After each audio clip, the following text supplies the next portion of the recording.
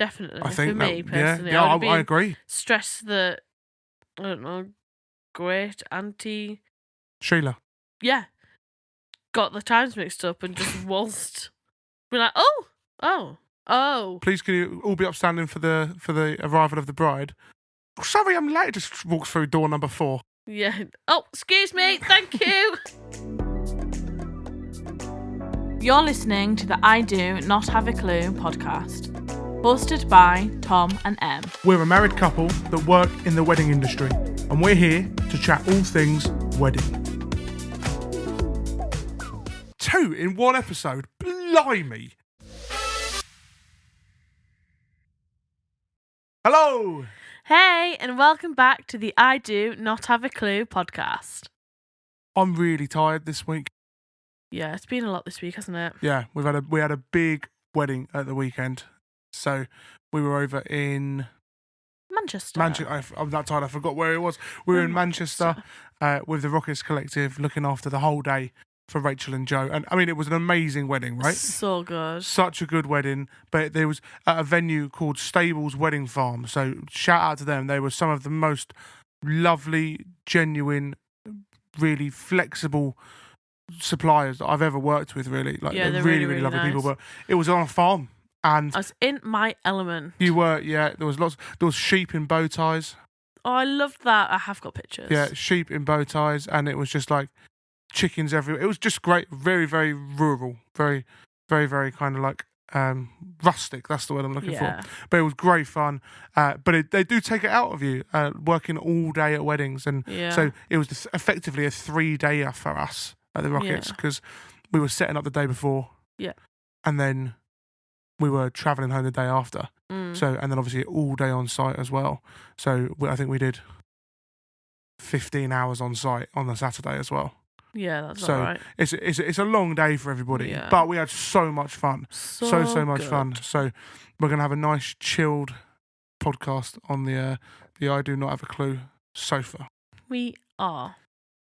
We really hope you enjoyed last week's episode of the second half of the Big Four, which are, quick recap: venue, catering, entertainment, media. Venue, catering, entertainment, media. We want to get that into your heads. That's what we want you to remember. My fingers could not keep up. Too quick. There's 4, something. But we've had a great reaction to the second half of that as well. And what we want to do is these deep dives, as Em's named them. And I think it's a good name. So they are. They are. Yeah, they are. But the deep dives, and we're going to start with numero uno.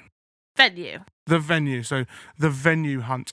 But with all of these, what we're going to do is split them down into 4 sections. 4 sort of sections, the loose sections, but 4 sort of sections. So you're going to have the pre-hunt. So before you actually start looking for this supplier, what do you need to do as a couple? The hunt. Yeah. So the actual searching. And then the visit / call / actually speaking to that supplier. And then decision-making, booking process. Yeah. So they're your 4, and we think that all 4 of the Big Four are going to include these. All 4 of the Big Four are going to include these points in some way or another. Yeah. Just something else to think about, and if you're on your journey to booking your Big Four, just really trying to help out. Really. Yeah. What we're here for, right? So exactly. Trying to just give you a bit of thought process behind just stabbing in the dark at picking random suppliers. So, like we said, venue. We're going to start all things venue, and we did a lot of these. There were some things that here we didn't do, but since we've got married, pretty much we did most of these. Okay, but there were some things that we've probably added in, like with all 4 of these Big Four and everything we speak about. Our knowledge of the industry is ever growing. Yeah. So since we've got married, some of these have probably been added in as well. Oh, yeah, definitely. So let's start before the hunt begins. So you've just got married. Sorry, you haven't just got married. We haven't. Otherwise, we'd be a bit late. You've just got engaged. You've done the 5 things that we've spoken about in episode 1. You've sort of planned out your wedding timeline or where you might like to be. You don't have to have, but where you might like to be at that point. And then you've started chatting about the Big Four. Yeah. Okay. So, and then you're thinking, right, okay, so venue. We need to, as we said last week, or on the last 2 episodes. You need to juggle all of these things at the same time. Yeah. But the venue's got to really it's got to be the first thing you book. Because like we said, you could have all of these fantastic suppliers that you really want to work with, but they need to know where they're going. 100%. And they need to know if what they do works at your venue. Quite a lot of your other suppliers won't even complete the booking process until you've got a venue booked in, so they know exactly what date it is, where your venue is, if they charge for travel. The travel's a big thing. Yeah. So and also that's going to be it could affect. All of a sudden, you could decide, oh, we really, really want you. We know you're London, but we're probably going to get married in Carlisle. Okay, so I need really to. like Carlisle. I like the Lake District. I've never been. I think I've got off the train in Carlisle once. Fair. But I'm sure it's a nice place. I've never been, really. Yeah. But it's. My point was, people. That's going to change they're not going to do London and back in a day. No. Sorry, Carlisle to London and back in a day. No. So that's going to change things as well. But for the Rockets Collective, I'll pencil in dates for people and absolutely. quite firmly. Yeah. But until they've got a venue, I won't really get anything locked in Yeah, because things can change. Yeah. But anyway, so some of this is going to relate to that aligning your visions with your partner, but some of it is just kind of general discussion that you're going to have. But I think most importantly, you need to decide roughly, and we mean roughly, how many people you're going to have. Numbers. Yeah, I think a rough. I would even go to a rough guest list, if I'm honest. Not even just rough guest numbers. List. Yeah. And are you having everyone to the whole thing? Yeah. Are you going to have just a few extra evening guests? Are you going to have quite a lot of extra evening guests? And because that massively changes what style of venue you pick. Definitely. Because we had we were about 110, give or take, for day. Around that, yeah. Yeah, about 108, 110. But then in the evening, we had an extra 30 or 40, or around 150, 160 in the evening. An extra 40, 50 in the evening. Yeah. But then I see a lot of people now that are just saying, no, all day. You're either there or you're not. Yeah, I've seen and a lot I really like that. Yeah. And we'll come on to that with entertainment and catering and meat, everything. But that changes everything. It does. But there's also, on the flip side, again, which affects everything, do you know what? We're going to have quite a small day, like wedding breakfast, drinks reception, ceremony kind of thing. So like 50, 60. But then we're going to double that in the evening and go 120, 130, 140. Yeah, I've seen that quite a bit as well, to be fair. And I think that a lot of the time is budget dependent because you're feeding less people during the day. See, I also think I've had a chat with quite a few people about this. Depends what their confidence level is as well.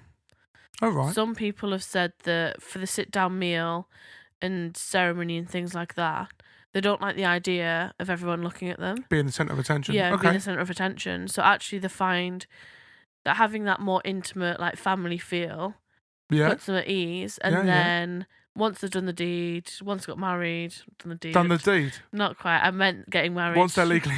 once they've legally got married. It's not that type of party, Em. Not yet. And then... What wedding party are you going to? There's some rogue events out there. Okay, I won't be involved in those. No. Okay, so once they got married is what I meant by that. Yeah. So head out the gutter. Then they invite all the evening guests. Good. Yeah. It's completely thrown me off. Yeah, good. And that's when they have the big party. Yeah. So rough makes numbers. Sense. It does make sense though. Very important. Yeah. I've never really thought about that because I'm quite I'm just like the bigger the better. But actually, that does make a lot of sense. Yeah. So, a really, really good point. And I think along with that rough numbers is the rough location. I agree. Like, yeah. Do you want to get, for us, it was always, we were going to get married in the Northeast. Yeah. Because you wanted to get married at the church that your dad's a reverend at. Yeah. And I love the Northeast, like, absolutely love the Northeast. So does everyone I speak to. Yeah, I mean, the Northeast is great. It's just a very long way away. Depends where you live. Yeah, but for a lot of people, it's a very long way away. But for us, it was always we were going to get married in the Northeast. Where for some people, they'd like, do you know what? It doesn't really matter. Like, obviously, that's when the destination wedding conversation comes into play. That's not for today. But I've seen people now that are travelling 2.5, 3 hours. Yeah. Because there's a big thing at the moment of Londoners going to get married in the Cotswolds. Oh, I love the Which the Cotswolds is beautiful, and it's a wedding hotbed. I was going to say, There's it's like some a hot amazing venues in the Cotswolds. Yeah. But from certain parts of London, that's a good 2.5 hours.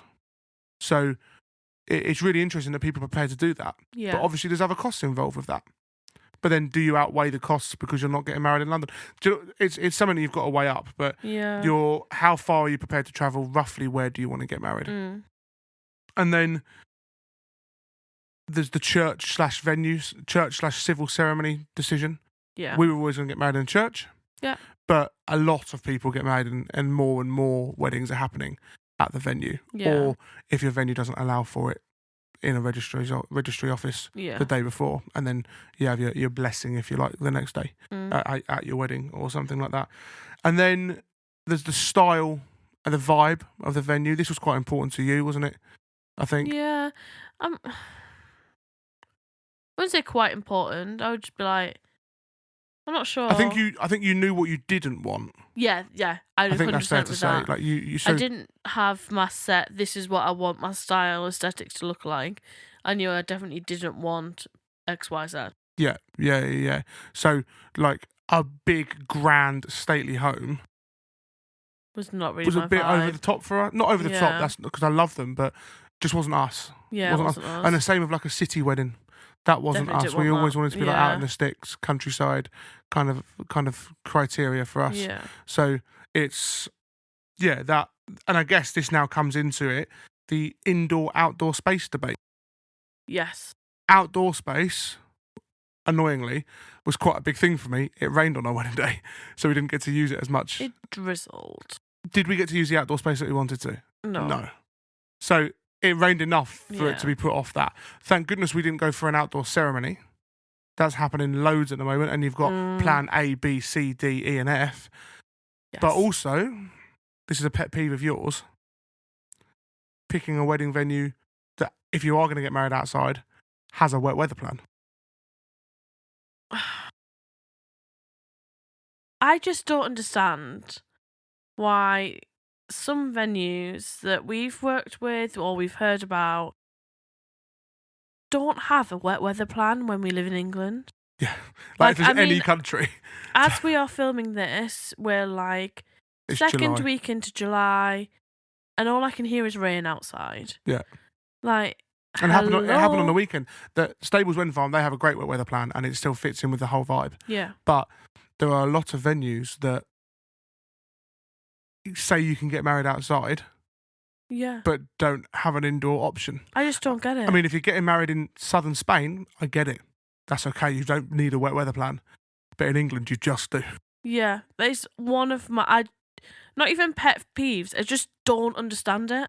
No, it just... Yeah, I think we're going to come to some... when we go to these venues and it's raining and we're like, right, well, what we're going to do now? And the venue's just coordinators stood there like, oh, well, we don't really have a plan. I was like, get it together. Yeah. Let's go. Yeah. What do you mean we don't have a plan? And this is why you need a wedding host who checks all these things beforehand. Yeah, literally. Or planner, coordinator, whatever. Yeah. But you can do that as well. You can check that before you even sign a contract. Yeah. Are you getting married outside? Yes, we'd like to. Okay. Actually, have you got a wet weather plan? Do you have a wet weather plan? Because it might rain in England, even if we're getting married on the sunniest day of the world. Yeah, well, I mean, we got married on the 31st of July. Yeah. Admittedly, it was in the northeast, but the weather wasn't great. Yeah. But like I said, July's just been nuts this year, especially. But so the indoor-outdoor space debate is big. Yeah. I think. And then the accommodation/hotel, do you need that all on site? Do you need things that are local to other hotels? So for us, for example, it was really important that there were some stuff on site. Yeah. Because we didn't want to leave and go somewhere else. Yeah. But also, there had to be some stuff locally. Yeah, definitely. Because out of that 110 that we had for dinner, during the day, I would say, 80 of them were travelling over 2 hours? I was about to say, probably 90. Maybe 90 of them were travelling over 2 hours. Yeah. And then in the evening, people were travelling as well. Yeah. So, And I think yes, it is your wedding day, and you need to think about you. However, if you want certain people there, like, you've got to make it a viable option for them. Yeah. And I think just doing some general research anyway, if your venue doesn't offer any accommodation, but that is your dream venue, I mean, we had limited numbers of rooms for the venue. We didn't fit everybody in. No. We couldn't. So we were doing like local Airbnbs that we knew of, or local Travelodges, Premier Inns, all that sort of thing, and like some different price points as well. We literally did like a high budget, medium budget, low budget. Yeah. And then if someone was like, "Oh, I'm not really sure about where to stay," we won't tell that story. Oh no, we can tell that story. Oh, I don't know if we can. No, it's hilarious. It's hilarious. We can't name where it is though. There's a place near where we got married. Yeah. That has its challenges, let's put it that way. Has its reputation. Has its reputation and its challenges. And a few of my friends that were coming up to the wedding, they were like, I was chatting to them beforehand, and they were like, "Oh yeah, like we've got a place for like £20 a night." And I was like, "Oh sweet," and they were showing me pictures of it. Really cheap, even for the northeast. And I was like, showing me pictures. I was like, "Oh, this is really nice. Like, it looks really great." I said, logging in. Like, just, and I said, "Where is it?" He said, "I can't remember." And they started zooming in on the map, and I said, "As long as it's not in X, you'll be fine." And then it's slap bang in the middle of the name of this place. Sure. Fortunately, it was all fine. Yeah. Nothing happened, and they were absolutely grand. But you do see it happen. But I think you need to. I think it's helpful for you as a wedding couple to suggest places to stay to people. Yeah, definitely. But and also another tip, actually, check if they do have rooms. So we were a hotel golf club. Check if they offer a discount for being part of the party. So we got a 10% discount on any rooms that we booked. Yeah, and they just had to quote our names, I think. 2021. And yeah, perfect. Whatever the wedding date was. So yeah. And again, this comes down to we mentioned it in the wedding planning timeline, I think. If you know that you want some block rooms, so for example, on the night of the wedding, we will stay in the groomsmen, the bridesmaids, our parents, your parents, my grandparents, and things like that, and we wanted those in the hotel with us. You need to book them as a block booking fairly early on. Yeah. Obviously, you haven't signed your contract yet, but think about that. Yeah. As you're booking, who do we want fairly promptly, and then something that we toyed with the idea of was the exclusive use venue. Is it just you? Can you do anything you want in that venue? Yeah. Like, so we didn't have that in the end. I think it was a little bit out of reach budget-wise. However, it was very, very close. However, yeah, it was basically, the rule was, because it was a hotel golf club, during the day there could be golfers on the golf course. Yeah. And during the day, there might be a golfer in the bar that we weren't even using at that point. Yeah. Which actually fell into my favour very well. Someone bought you a bottle, didn't they? Yeah. One of their regulars was like, "Oh, every time that there's a wedding here, I always buy the bride a bottle of wine." Perfect. Happy days. Buzzing. So yeah, you did well out of that. I love that. So there you go. Don't book an exclusive use venue. But for us, it was like we probably saw 2 golfers when we were having our pictures. Yeah, probably. Something like that. So but, however, with our venue, there wasn't another wedding. That's what was really important to me. Yeah, and I agree. To me as well, I agree. Yeah. There are some venues that do work for certain people, but I would label as almost like a wedding factory. I agree. And so there was a couple of venues, we won't name names, but there was a couple of venues that we went to in the northeast that were holding 3, 4, I think one of them was maybe even 5. Yeah. Or capacity of up to 5 weddings a day. And you had to share some of the outdoor space. Admittedly, they're probably slightly cheaper, but you had to share outdoor space. Great to make friends. Great way to make friends. Yeah, but also, like, you could have some randomers coming to your wedding. Well, yeah, that is true. Into your wedding, but like, oh, do you know what? That band's way better than my DJ. I'll just go over there and have a party instead. Yeah, literally. Or they've paid for a free bar and these guys haven't. Go over there instead. But I think that's the big thing with exclusive use. Are there one wedding a day? Yeah.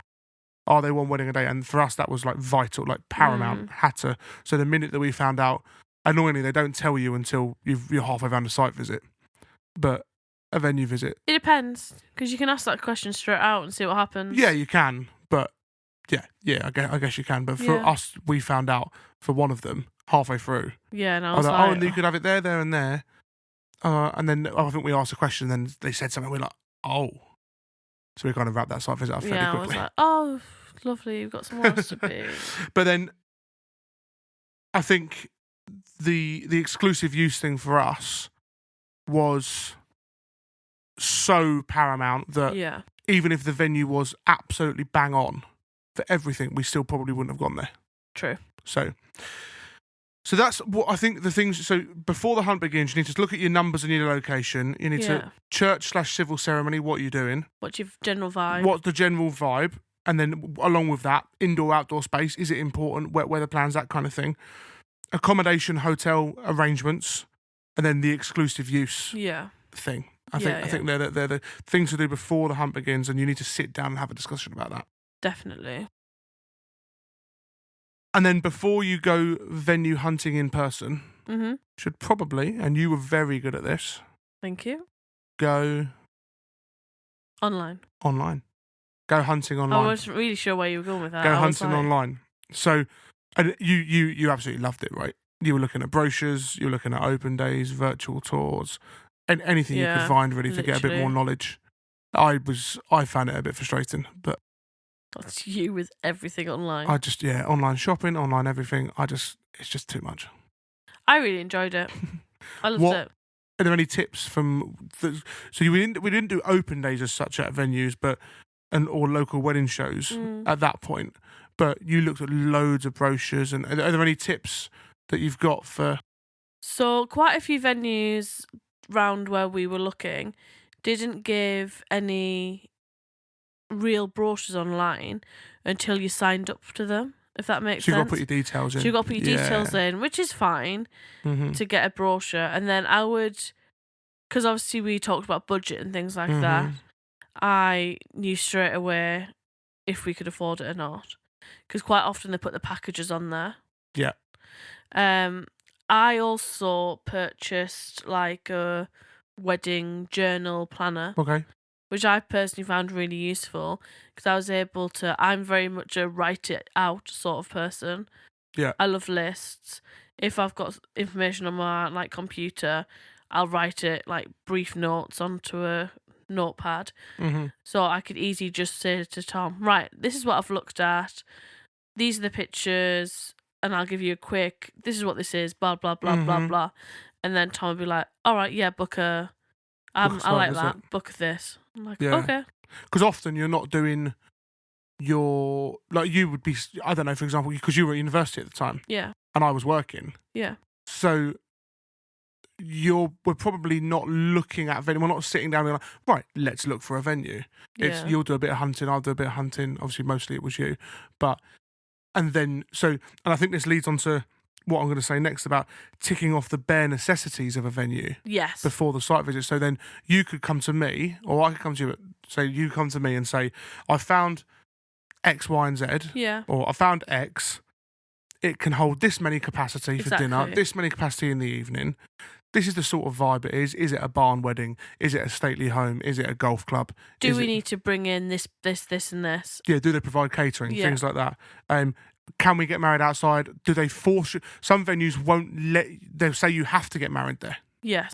Okay. So, and then, we can, it's a hope for us, for the one we stayed in, you came to me and said, this is how many we can, I think we could have had like 10 more, maybe 5 more. We were right at capacity what they could do for dinner. But then in the evening, I think we were safe with the evening numbers. Really safe. With the evening numbers. But I'm quite glad that the numbers that we chose. Oh, it would have been rammed. Because you literally couldn't get any more. I don't think they're used to having a 9-piece band in there, though, in all fairness to them. No, they said normally they had 4. 4 or 5. And I was like, okay, well, I want to use your venue, but it might be a bit bigger than that. And it was. It was great fun. You don't look so smug about it. Oh, why would I be smug? Just like, well, I will have 9. Well, no, but I'm sure if they wanted our business enough, they would be inflexible, in which they were. They also tried to offer me an in-house DJ, and I said no. Well done. Would you like a medal? Yeah. Anyway, But the bare necessities before a venue visit, the numbers, the vibe, the ceremony options, and the accommodation. You came to me with all of those, and some of the ones that I looked at and said, "Oh, I've seen this, but they could only do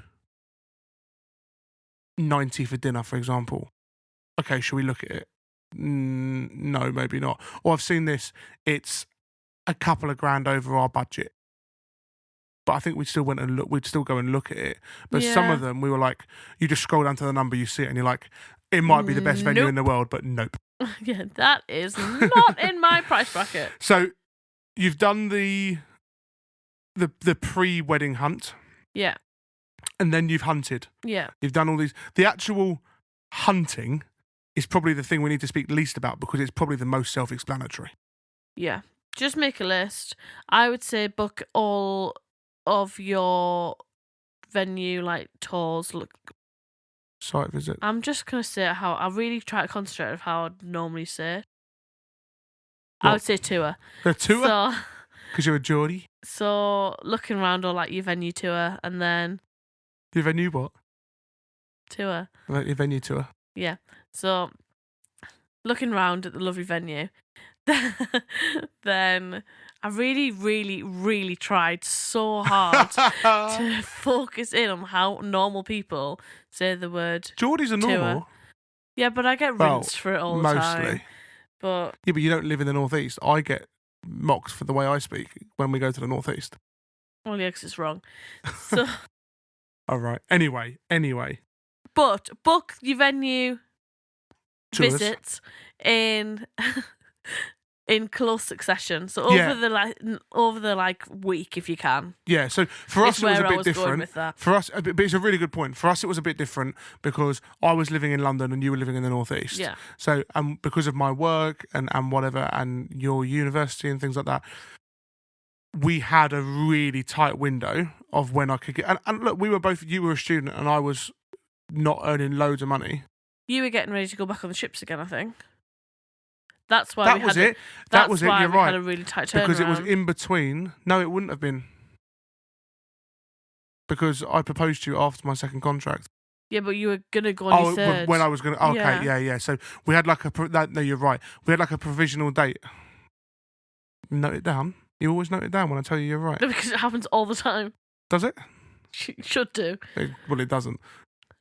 It doesn't though, does it? I don't tell you you're right very often. No, I just know it. Oh, right. Single door to get out of, by the way. No, we'll get out of that. Anyway, yeah, we had a provisional date for me to go back on the ships. And so we did 9 site visits in 3 days. Yeah. Which was a bit much. It's what we had to. We had to do it. We had to do that. But what it did do was mean that everything was fresh. Mm-hmm. Like it, we were almost like straight away comparing, and it meant that actually venue number 1. By the time we got to venue number 9, venue number 1. No, but we hadn't forgotten about it. No. Do you know what I mean? And yes, there were some that we kicked to the back of our heads because we instantly were like, it's a no-go. Remember that dodgy hotel? I just remembered it. Was it the all red one? Yes, and we walked in, and the receptionist literally looked at us like we were a piece of dirt on the floor. Oh no, that's not the one. I know the one you're thinking about. And I literally walked in and I was like, I don't want to do this anymore. I'm leaving. Don't want to be here. And I think that was a very quick 15-minute site visit. Yeah, we literally were like, yeah, we're And there was that other one that was like basically a social club, which is a fine place to get married. It just wasn't our vibe. It was all like red with gold swirls in the carpets, red chairs, really low ceiling. Is that the one where we asked if there's an outdoor space? He was like, yeah, it's brilliant. And it was like... It was a wooden table. Yeah. It was like... tiny, wasn't it? Yeah. Like you could maybe fit 5 people in it. So this is the things you've got to ask. But yeah, I think on our venue hunt, it was a case of ticking off. Does it fit the bare minimum requirements? But we were quite good at keeping an open head, an open mind about it, because we were doing them in such close succession. We sort of had to. But you were really good at writing things down and noting them down because that helped you and actually did help me. But you were right. 2 in 1 episode. Blimey. You can tell we're getting fish and chips after this. Still up for debate. No. Oh, you said we could. I don't know. Anyway, that venue, that venue hunt across those 3 days was intense, but really useful. So, but I think it depends on your situation. Yeah. But if you can do like more than one in a weekend, I think that'd be beneficial because you've got an instant comparison. And you're not having to think, oh, was this that venue? Was that venue? Which one was that? Oh, that person showing us around wasn't very nice, but which venue was it? And all of those kind of things. Do you know what I mean? There's a fine line. I think 9 in 3 days is intense, but 3 in 9 weeks, you're gonna forget. You're gonna forget, and you're gonna want to get a wiggle on because you want to start booking other suppliers. Yeah. I'd also say along that, going back again, if you've got that one in mind, Jack, actually, go visit it that last time, like a confirmation. Yeah, it's been like, actually, this is this is the one. We found as well, didn't we? And we've spoken about this quite a bit. When doing your site visit or looking at a venue, that you're with that person and they're talking to you and they're really nice, and sometimes you get offered champagne and things like that. Sometimes like you get offered something to eat, whatever. But we found that there's always a point, always a time, just for a few moments, maybe like a minute, something like that, where let me go and grab this, or I haven't got my pen, let me go and get that. And I don't know whether I think they do it on purpose. Part of me thinks they do because all of the venues did it in some fashion. And I think they might. Do they go and chat? It. Oh, they bug it so they can hear what we're saying. Yeah. Oh, blimey, I don't think so. There'd be a right scandal. But we always found that was really useful for us because we just looked at each other. We wouldn't say much. We'd look at each other, and one of us would nod, and the other one would shake their head, and then vice versa. And the venue that we went for was the only one that we both nodded. Yeah, it was. So, and don't get me wrong, I don't think it was the perfect venue. I think it ticked. Even at that point, I don't think it was the perfect venue, but I think it ticked all of the boxes we needed it to tick, plus a few of the desirables. Yeah. But yeah, so keep an open mind when you're carrying out your site visits and your venue visits. And I think as well, book different types. The only type of venue that we didn't look at was a barn venue. It's just really expensive. They were really expensive, and I don't think there's that many in the northeast where we were. There definitely are, and so if you know of site visits, barn weddings in the northeast, drop them in the comments because we'd love to know about them. But whereas you go to somewhere like the Cotswolds, it's pretty much 90% barn weddings, right?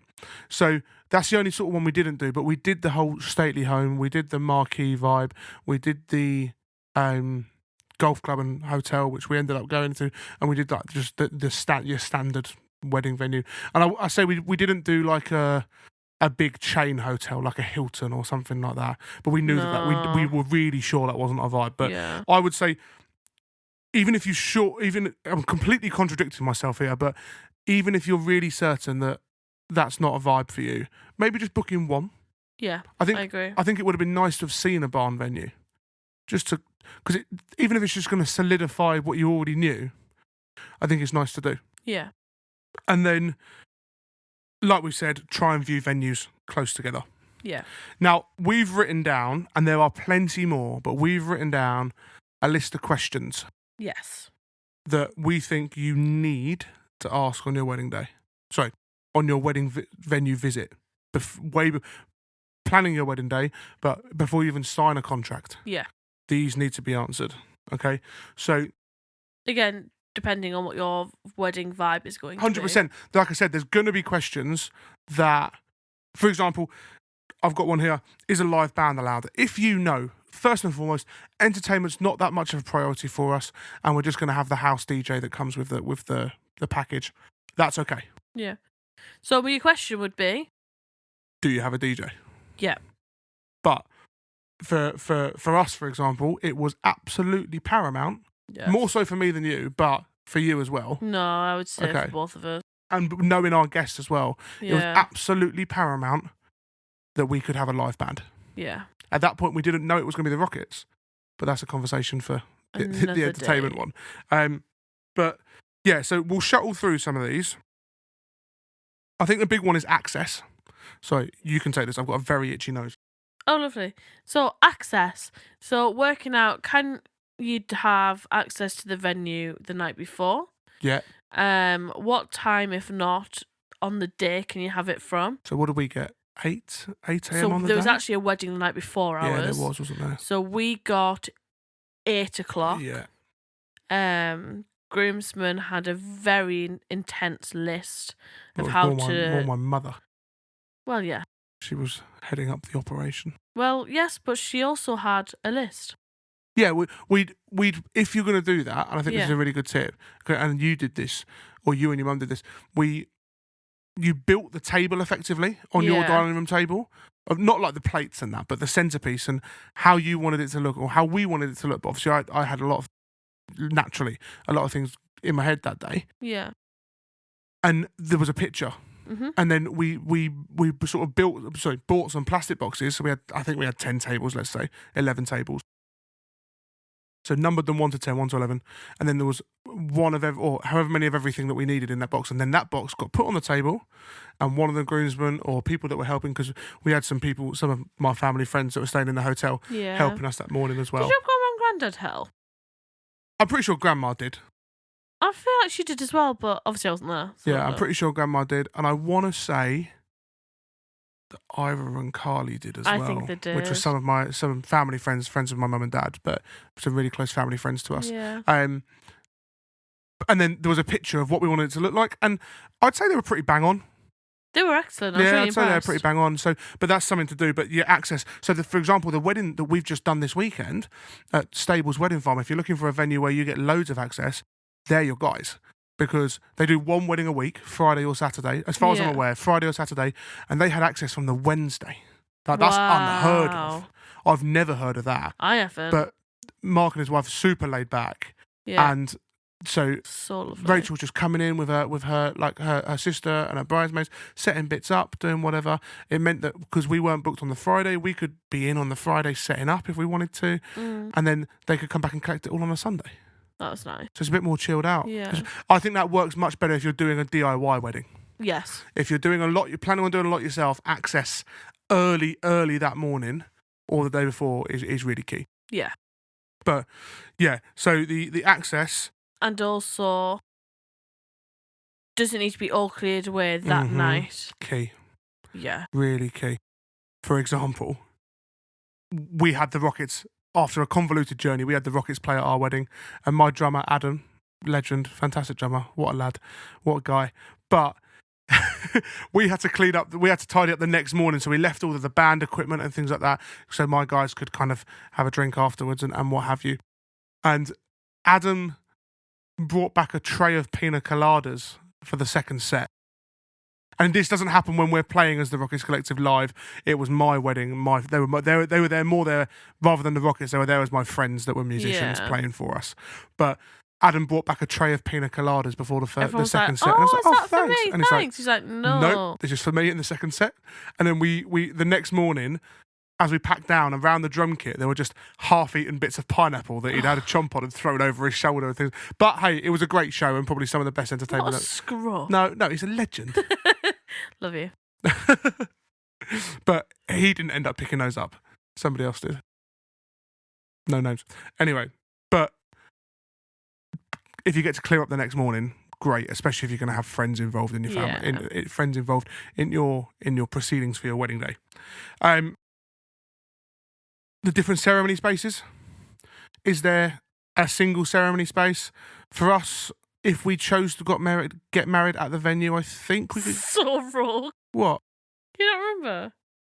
It was the hotel, the doors of some rooms were in the ceremony. Oh, yeah. Yeah. Yeah, no, that was so weird. And I was really stressed by that. Yeah, I'm going to keep it short, but the where they had their ceremony, some of the doors of the hotel rooms, obviously that would be occupied by wedding guests, but still opened up into the venue space. Yeah. So we were just like, well, we were getting married at a church anyway, but I think if we were having a civil ceremony, that would have been a no-go. Definitely. I think for me, personally. Yeah, I agree. Stressed that, I don't know, great auntie Sheila. Yeah. Got the times mixed up and just waltzed. We're like, oh. Please, can you all be upstanding for the arrival of the bride? Oh, sorry, I'm late. Just walks through door number 4. Yeah. Oh, excuse me. Thank you. Anyway, so yeah, talk about different ceremony spaces. And actually, you need to ask about the wet weather plan. Yes. And this comes in to the ceremony, probably most importantly. Yeah. Because if you've had this vision of this ceremony outside, you've set up all your chairs outside, flower arch, for example, whatever, and then it rains, is the venue inside equally as nice as the venue outside? Yes. I think that's, and again, one of the venues we've had this year, the indoor alternative, which we end up having to, I was hosting that day and it was really frustrating. The indoor space was just not on par. The outdoor space was lovely because I did a site visit and saw it, but the indoor space was not on a par at all. Yeah. Really not. I mean, we made it what we could and it was still a beautiful day. Yeah. But, yeah. 100%. Oh, no, it was a brilliant day, but I knew that the bride really wanted it outside. Yeah. So make sure that space is just as good. Yeah. So it's ticked off the wet weather plan conversation as well. Can you get ready on site? That was really important. Is there like a bridal prep room or a groom prep room? We just stayed in the hotel the night before. Obviously, you got ready at home. Did you all get ready in one room? Obviously, we didn't really like kind of have a shower and put your trousers on in the same room, but we all came to my room to put our ties on and our cufflinks on. Oh, because normally the photographer will want some shots of that as a group of lads as well. Yeah. So we did that. But if you're getting married on site, you're probably most of the time going to want to get ready on site. Yeah. I think. So, and then is it a package? Is it a dry hire? So, for example, your sister who got married in June, she had a very different style of wedding to what we had. Very much so. But it was we had a lot in our package. So a lot of like all the catering, the bar, everything was all a part of the package. They basically just hired a dry hire. They basically just hired the walls effectively. That's exactly what the happened. walls and the plug sockets, and then everything else. They brought their caterers in. Obviously, I hosted and looked after entertainment for the day. Yeah. But they brought everything in. I know the bar was open, but it was cash bar. Yeah. So. Apart from that, they did everything. Every single piece of decor, all the chair covers, everything. It was beautiful, but a very different approach to what we took. Definitely. So check, is it packaged, is it dry hire, or do you have the option as a hybrid or both, whatever? Can you, and this comes into it, can you use external caterers? So there are some venues, so at our venue we had to use the in-house catering, whereas there are dry hire venues like Marquees and that you have to bring in an external caterer. But if you've really got your heart set on a caterer, so for example, there's what are they called? There's a brilliant pizza company down in Surrey and Hampshire called Doe and Deer, I want to say. Doe and Deer. Cute. And their pizza oven is on the back of an old Land Rover. And it's brilliant. And they make pizzas wedding pizzas like I've never had them before. They're great. And they look after us. We get to work with them a few times a year, which is brilliant. But I know that the last time we were there, they had to pay extra. The couple had to pay extra to get them in. Because normally the venue would say, no, you have to use our evening caterers. Also, if you are doing dry hire, is there a corkage charge? Literally, I completely forgot about that. That's an amazing point. Corkage, yeah. Because then they'll make money out of you. A lot of money out of you. But can you use external caterers? And we'll touch more on that in the catering deep dive. Are the packages flexible? Quickly, we had to edit our package because I'm not paying extra for a DJ that I don't want. Yeah. I'm not paying for... But what didn't come in our package was tea and coffee. That was a really important thing for us after the meal. We're not discussing that any further. We paid for it. Did we get it? Is a different question. But we paid for it. It was a miscommunication. That's what they labelled it as anyway. I was pretty clear. Oh. Anyway, sound restrictions and curfew, really important, especially for live music. Yeah. And again, I'm going to link this in with it. Is the live band allowed? And I said this the other week. If you want a big show band, make sure, 1, there's space. Yeah. 2, there's not a really harsh sound restriction, or check before you book the venue that the band that you want can operate under those conditions or restrictions. And then when does live music have to be off? Because I did one the other week and live music had to be off at 10:30. That's what DJ could play till 11:30, 12, but 10:30 is early for a band to be finishing. Really, really early for a show band to be, or any kind of band to be finishing. So do check that. And the entertainment in the evening is probably going to be quite important to a lot of people. So, and that's where it's going to affect the most. But even then, do you want entertainment during your drinks reception? A lot of venues now can't have amplified music outside. True. So it really changes where you get put. We have to do this thing where whatever we're doing, it's really stupid, but it just doesn't make sense. But you're not allowed amplified music outside, but as long as the speaker is inside the confines of the inside space, but pointing out the door that's open, it can be on and loud as you like. Just doesn't make sense. But just check, because if you're like, oh, we'd love the jazz quartet over there, and then they have to be inside, but everyone's down the other end of the garden or whatever. Do you know what I mean? So just have a think about that. And again, that goes into the outdoor space restrictions. Yeah. But I can't. The only other outdoors, if you want fireworks and things like that, check that your venue can have it and that kind of thing. The weather plan we've spoken about. Just ask about the deposit and the booking conditions. How long can they hold this date for you? What deposit do they need? What's is there a payment plan? That kind of thing. Yeah. What was our situation? Deposit. We obviously did a deposit. Then I think it was a certain amount was due 12 months prior. Yeah, I think it was 50%. 50%. So then the remaining 30%. Yeah. So I think, for example, 20% deposit. Which is most caterers. Most suppliers will take that. 20%, 50%, 30%. And then 30% on confirmation of final numbers. Correct. I think it was, which was about 6 weeks before. 6-8 weeks prior. Bar, again with the curfew, when is last orders? What's the situation behind the bar? Can you put in can you pay for a free bar or something like that? If you want to have your own special drinks, that's exactly a thing. Can that be 100%? So arranged? We did a wedding back in November for Vicky and Julian. Looked after the whole day. It was probably one of my favourite ever wedding days, just because they just prioritise entertainment. And obviously that's great for me. We also had a really, really, really good working relationship with them. And yeah, they loved what I did as a host. And yeah, really, really good fun. Got to know me and I got to know them. But they had an autumn wedding. It was like early November. So they wanted, instead of like a beer or a champagne, this venue had a fantastic bar. Like the mixologist, the proper mixologist behind the bar. Stunning. Beautiful bar, but really good quality alcohol and brilliant. I didn't drink it. Bar staff that knew what they were doing. Yeah. So they asked them to create like an autumnal cocktail. Yeah. That was the drinks reception drink, and that was really nice. So if you want something like that, which is becoming more and more a thing for people to put their own spin on the drinks reception, make sure they can do that. And then, are there any coordinators or members of management around on the day? What do they do? What are their roles? What are they not going to do? So, for example, at your sister's wedding. Oh, that's not what I was going for. But at your sister's wedding, they were just there. Yeah, it's really weird. They didn't really do. I get it. They hired it as a dry hire, but they were like, nope, not our job. And I was hosting that, and I'm like, that's okay. It's not your job, but tell me where the plug sockets are. Yeah. Do you know what I mean? Or what about this? What about this? So. Sorry, I need to cough. That's fine. Height of wedding season is getting to us already. Sorry. But yeah, where were you going to go with that? Remind me quickly what you just were talking about. What's the management doing at the venue? When that certain venue that we're probably not going to work at ever again. Yes. Had this special system that we had to play through. Sound system that we had to play through.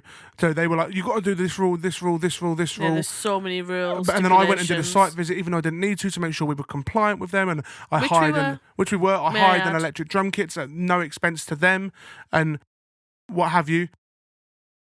And then all of the venue, the coordinators on site managers went at 5:00 on a Saturday wedding and left an agency manager in charge. Make sure that doesn't happen, because it gets really challenging. Because then you've got a band like ourselves that are trying to work with this sound system that had an issue, and then I had to call that venue manager. She said, "Oh, I'm out for dinner at the moment." Okay, but you're a venue manager on a Saturday night. At 5:00, you've gone. Anyway, I'm not going to start bitching about venues, but just see what people are doing on the day. And then your one, do you provide any table/seat covers? Yeah, you added that in. Yeah. Because it gets expensive if not. Yeah. Hiring Just linen. work out what actually cloths and general decor that they allow you to use, I suppose. Yeah. 100%. Because if you actually lift some of the chair covers off wedding chairs, Oh, they're minging. All right, I wouldn't go that far. No, they are. Half of them are broken. That's true. And they're like, they just get. I get it. They're working like they get used a lot, but some of them are minging. Like that red venue, let's call it, that we looked at, we'd have had to cover them. But anyway, there's some questions to ask. Decision time.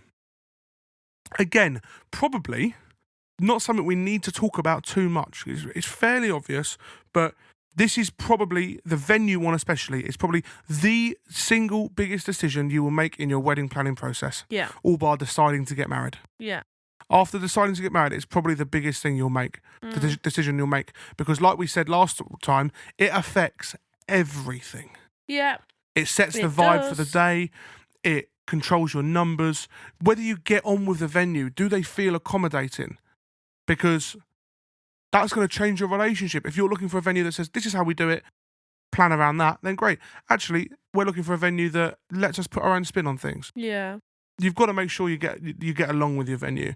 But and then making sure as well within that decision making, if you're a list type of person like I am, doing like pros and cons for each venue, then from there you'll be able to make a decision. I think even if you're not a list person, it's a good idea just to have a mental thought of that, or a discussion. Some people might find it overwhelming though, I suppose. Yeah. Like but I think you'll naturally do it. Yeah. Oh, we like this, but that venue didn't have that. Okay, that's a pro and a con. Yeah. Do you know what I mean? And then just trust your instinct. Trust your gut. I've written it down. Trust your gut. Good. Because normally your first instinct is right. Yeah. You can overthink this way too much. Yeah. And then you start questioning. If you start getting to that point, you'll never find the perfect venue. Yeah. Because you'll find the grass is too long at that venue. That don't matter. Unless you're having, garden cricket at your wedding. Not a chance you were going to play that in your suit. I wasn't, but I'd love to go to a wedding where I could play garden cricket. You could play boules or whatever you call it. Boulet, bowls, whatever you want. I don't know how you say it. It's that French game where you throw metal balls. Yes. But anyway, but you actually trust your gut on it. Booking process. But the booking process, read the contract in full. Every single letter. If you find reading difficult, or so like you're dyslexic and I just hate reading. Yeah. So I think your mum read it. No, I read it, and then mum also read it. Yeah. But I didn't just not read it as well. No. That's not what we're saying. But like, even then, like we'd have a discussion about it because we both don't really enjoy, or you enjoy reading, and I hate reading. But we had a discussion about that. Yeah. With other people. Oh, what does this mean? What about that? What about that? Yeah. Yeah. I even think I got mum a copy of the contract. Yeah, I think we had one up in the northeast and one with us. South, yeah. Yeah, and my mum wanted. Well, I think my mum had PDFs of it. Yeah. So, but read it in full. If you don't understand any single part of it, ask them to explain it, or ask somebody to explain it, but confirm that with the venue. That's super, super important because you are legally bound into this afterwards. Yeah. Look at the refund if you have to cancel. Look at what's called Act of God, which is, say, for like a weather thing. Like an earthquake or something like that. I didn't know it was called that. I'm pretty sure legally it's classed as called an act of God. Interesting. Or for example, now you'll have to look at, so in the Rockets Collective contracts, and it happens a lot, cancellation all bar government legislation. Because COVID brought in laws. Yeah. That this was the temporary law that you're not allowed to get married without a certain number of people or something like that, was all bar government legislation. Yeah. But look at refund policies, look at all of that, but just look at timings and make sure it's all, if you've amended something, so before we signed that contract, we had to say, no, we're paying, this was the package, but we've removed X because we don't have the DJ. Make sure that is officially written down in the contract. I'd also say anything in your contract that you're not really sure on, ping a question across. Yeah, ask questions about absolutely everything. Yeah, if you feel like, I'm not really sure, ask. And if It's they're a like, legal document at the end of the day. 100%, and you're spending a lot, it's probably going to be your biggest investment for your wedding. Yeah. And if they are a bit shirty about that, then maybe that shows you a little bit about them as a venue. Or maybe they're just not used to people asking questions. Yeah. So let's start a trend. Yeah. Ask questions about the contract. Yeah. Okay. In fact, when people ask questions about a Rockets Collective contract or my hosting stuff, I'm like, okay, like you've read this and you care about your wedding. Yeah, brilliant. I think it's really good. I'd much rather you did that than just ignored it. 100%. But then, so that you're going to expect them to answer all your questions. On the flip side, pay your deposit in a timely manner. Yes. Say you've confirmed this. Don't make them chase you. That's not fair.